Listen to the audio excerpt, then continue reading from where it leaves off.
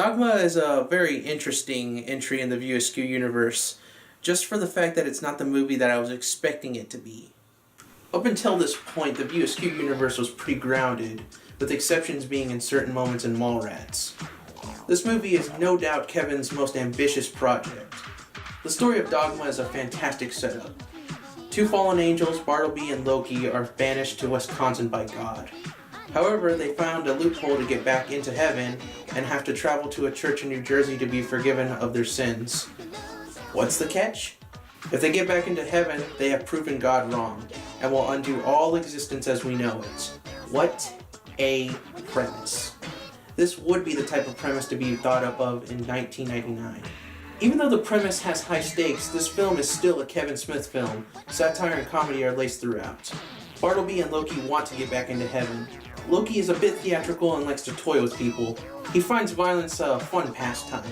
He's a bit twisted in some portions of the movie. I expect nothing less from the God of Mischief himself. Bartleby changed a lot from the beginning of the film, going from enjoying human happiness to being envious of humankind and holding a grudge. Bethany isn't exactly someone who's lost faith, just someone who doesn't know what to believe in. She goes through a coming-of-age arc who realizes what her position is in the story, which is to stop Bartleby and Loki. Rufus is an interesting addition as he's a character that didn't get his credit due along with the muse of creation, who gave ideas but none of the credit. Jay and Silent Bob return in this movie to aid Bethany and have more scene-stealing moments to add to their library. Here I thought having these two in this movie would be forced. Holy fuck. All the fine and moral bitches out in front of that place and we gotta get the one Jesus freak? Let's the fuck out of here. No, wait. I'll scream right. I can pay you. Pay? $100 for being my guide. You were going to Jersey anyway. All I'm asking is to tag along. I feel like Han Solo, you're Chewie, and she's Ben Kenobi and we're in that fucked up bar. What about sex? She's fucking pissed, dude. She's never gonna fuck us now. Well, maybe you, but definitely not me. Let me know how she is. Nobody is fucking me! You got that? Sorry for the inconvenience and goodbye. You breaking up with us? Who the hell do you think you are, lady? You can't just go around breaking people's hearts like that. I fell in love with you. We fell in love with you. Guys like us just don't follow the fucking sky, you know? Beautiful, naked, big-titted women just don't follow the sky, you know?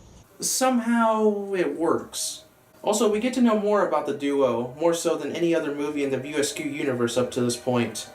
Ezreal is the main antagonist pulling the strings from behind the scenes, and having a pretty good motive for doing what he does. It's understandable yet evil at the same time. Metatron is a very sarcastic messenger and someone that may or may not be fed up with God. The screenplay is pretty good. It's one that delivers a lot of satirical moments at religion, society, and consumerism. I like the message of the movie that no one is always right and that we should keep an open mind to everything around us. That's solid writing right there. Not to mention every scene with Bartleby and Loki are well written and some of the best bits of the movie. Jay, Silent Bob, Metatron, and Rufus have some hilarious scenes and also some of the more impactful ones. The monologues in this one are golden. Some of the best I've heard in modern era film. A mock-up of an individual is subjected to various pokes and prods. The desired result is that the individual will feel those effects. Call security. Yes, sir. Now.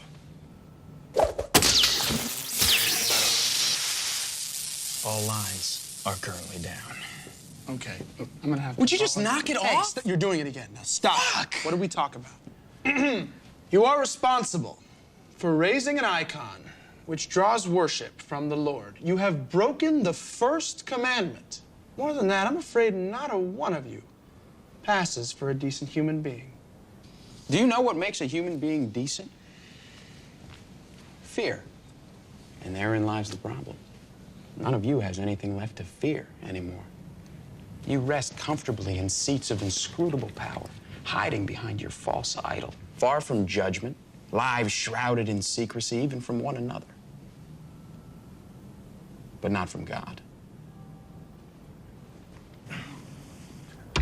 But I do believe in this. Don't run! Don't run! Sphinx! Sphinx! All of you, Sphinx! There's a lot more humor in this movie. I think the humor is a mixed bag in this one. I really find the casting and performances funny in this movie. You have a highly trained actor such as Alan Rickman standing next to Jason Mewes and Kevin Smith, two everymen from New Jersey. To think Kevin stressed the fact that there's real actors in this movie to Jason Mewes, who in turn memorized the entire screenplay to not piss off Alan Rickman. And Jason Mewes really stepped up his game for this one. A majority of the actors I felt gave their all. Standouts being Ben Affleck, Matt Damon, Alan Rickman, Jason Mewes, and Jason Lee. Linda Ferrantino was a bit robotic in some of her line delivery. Otherwise, the casting is spot on.